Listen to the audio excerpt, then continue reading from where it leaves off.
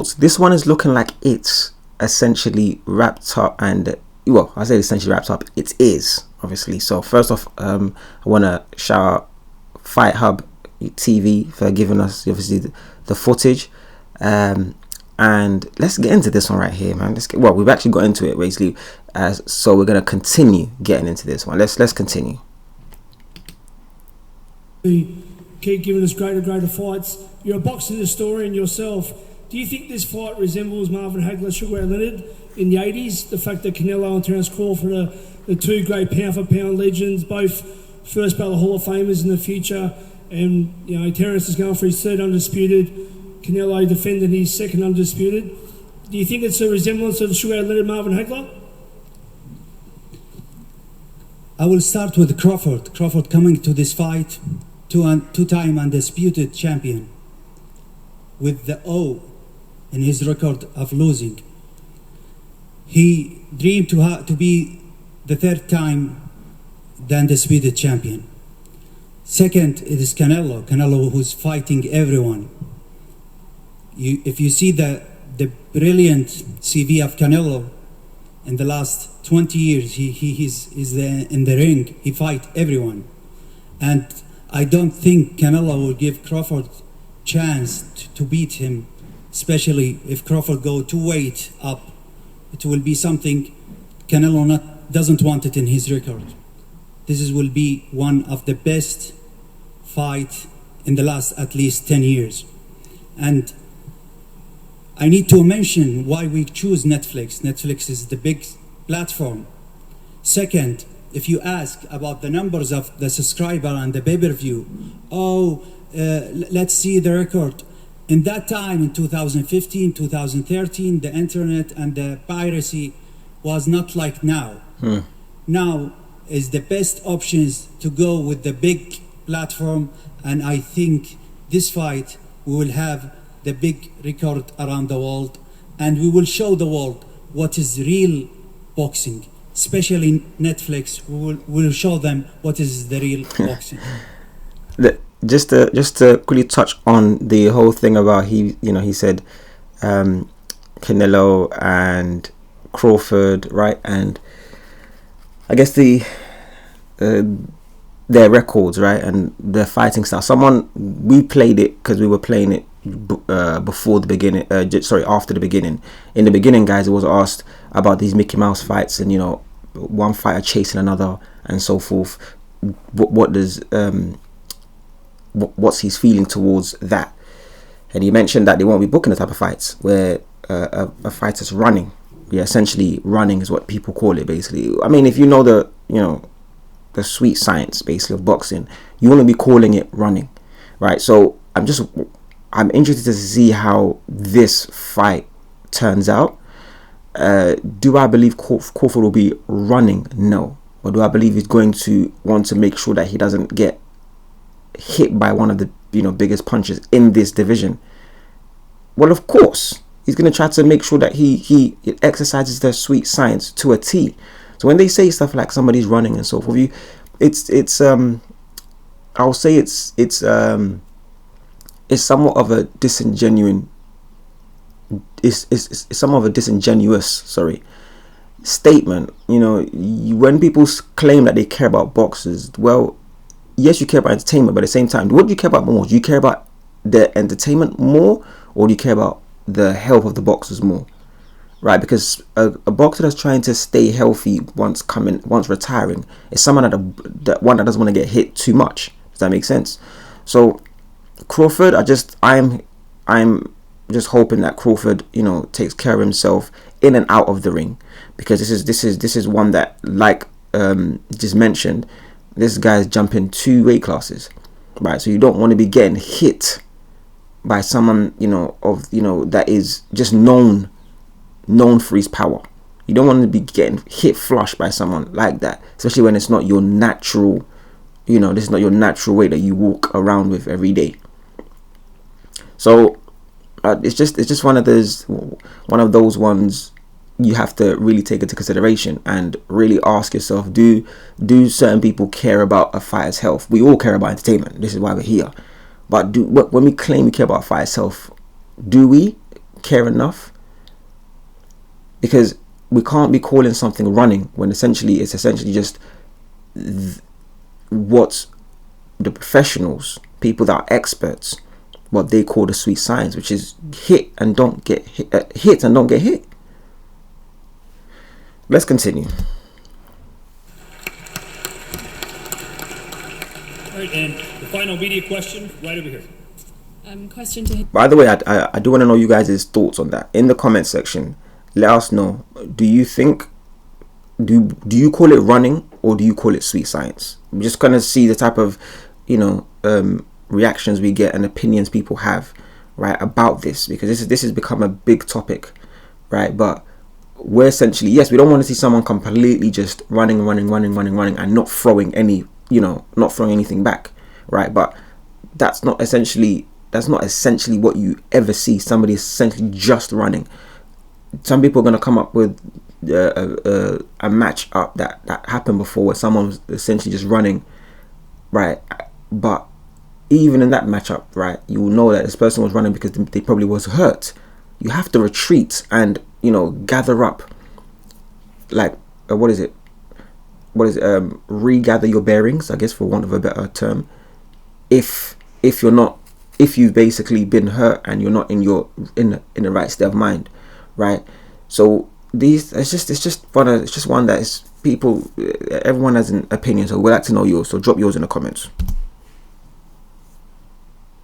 His Excellency, you said earlier about the fact that you had both Canelo and Crawford round for a dinner last night. Can you talk to us a little bit about the reason behind that, what was discussed, and whether any future plans are in the works? Because I know you're constantly trying to tick off new venues and break new records. Let's see. Let's just don't want to be. And we talk about the future. You know what we have with Canelo for the next 2 years. And we will try to. Let's just keep it moving. Don't care about it. Yeah, last night, they know what they need to do. Thank you so much, and I will make the legend continue. Thank you.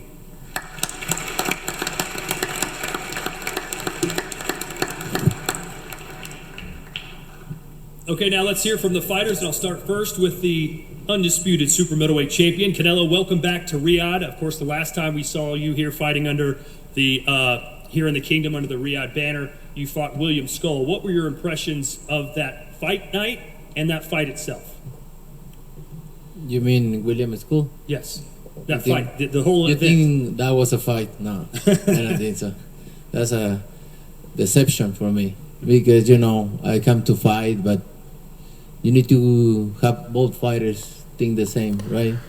And shout out to Canelo for learning English so well. Win, that's all that matters, and we are focused 100% on these fights. In this fight, because this fight is big, and for me, making history is my goal, my whole life. So I'm very excited for this fight.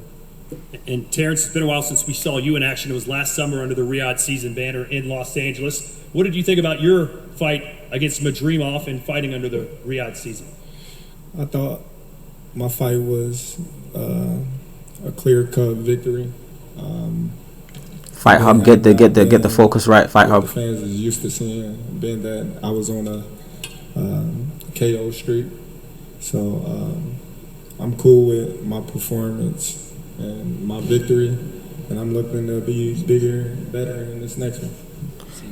We're gonna leave it there, guys. We're gonna leave it there, because these two aren't the most entertaining when it comes to press conferences. If we're gonna be completely honest, we just want to see the fight, just how they want to just get on with it, basically, right? So it's gonna be a tough fight for both.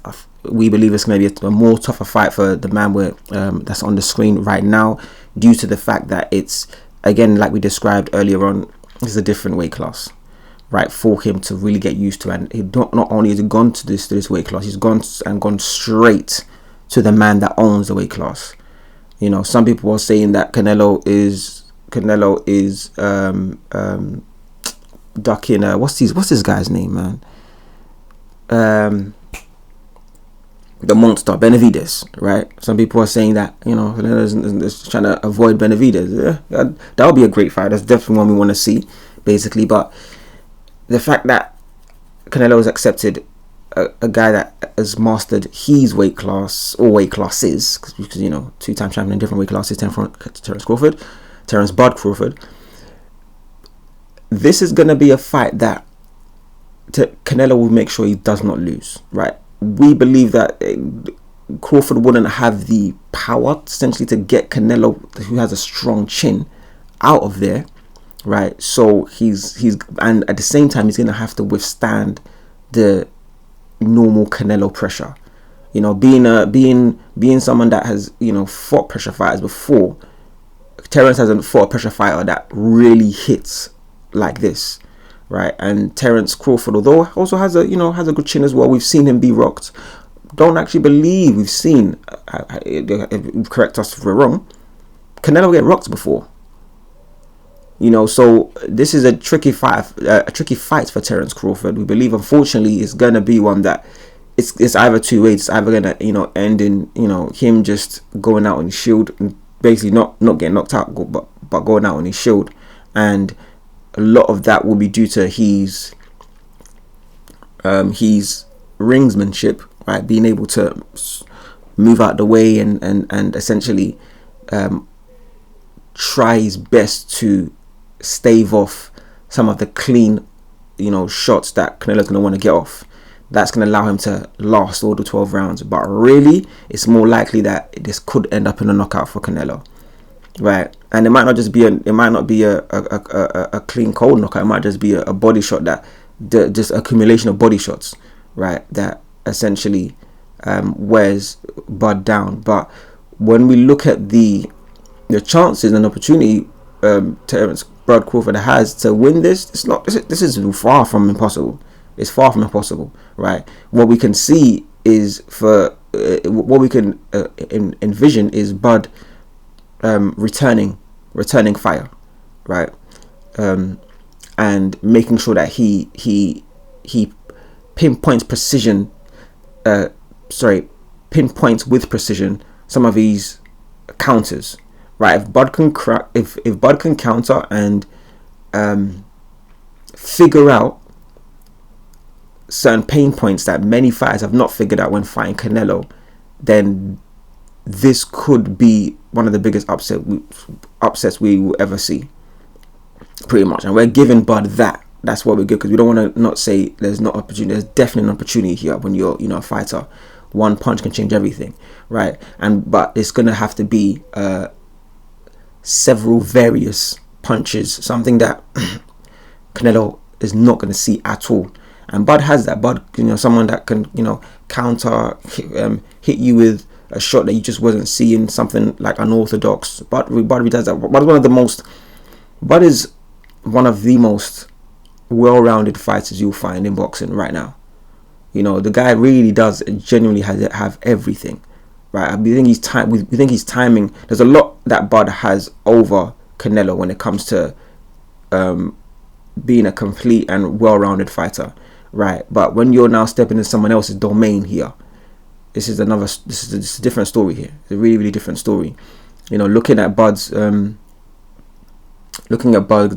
fight with his last fight with another pressure fighter, with Spence, unfortunately, the power wasn't there to wear Bud down, right? To make him feel like, oh, I need to really get out of the way. I need to really watch what I throw. Eventually, Bud just started opening up because he just realized this isn't a problem for me at all, you know. And he really started picking his shots. It's not going to be the same against Canelo. He's not going to have that luxury. And if he does, well, we're looking at somebody that is a generational talent, somebody that cannot, you know, it cannot be essentially cannot be beaten, right, by anyone in this time era we're looking at. Because yeah, the Canelo one it should prove just too much, just exactly how Canelo tried to go up against what's this guy's when he fought what's his name for the 12, what's his name again, Is it Madrid? No, it's not Madrimov. Bivol, sorry, Bivol. Just when Canelo fought Bivol, right? Everyone was like, "Oh yeah, he could," but then it was just a step too much for Canelo. You know, though he was someone that people like he can't be beaten. He was a step too much. It looks like it's going to be the same for Crawford right here now. A great fighter, you know, but it just might be a step too much. These are world level. These are one of the two best we're looking at in the industry right now, guys. Going head to head right now. Something has to give, and in this instance, we believe that the what's going to stand out the most is power. It's going to stand out the most is power, and if it doesn't, well, it means that Terence Crawford has been fighting in a lower weight for a weight he shouldn't have been fighting for in a long time, because he should not be able to handle, you know, the power of Canelo. He really shouldn't be able to, but if he does, well, this guy's something else, really. But we wish them both, you know, well, and we're looking forward to this fight. But it doesn't look as though it's going to be a Canelo stoppage or points win, you know. So, but let us know what you think in the comments, man. Everyone has their own, you know, everyone has their own opinion. Basically, you might think that Terence is someone that could really pull this off. So if you do, right, and you are also a fan of the sweet science, let us know what you think, okay? But we're gonna leave this one right here. All Action Sports. Make sure you like, comment, and subscribe, guys. Right? Make sure you like, comment, and subscribe, because we keep bringing you this. We're all about action. You know what we're about over here. We're all about that action. Signing out.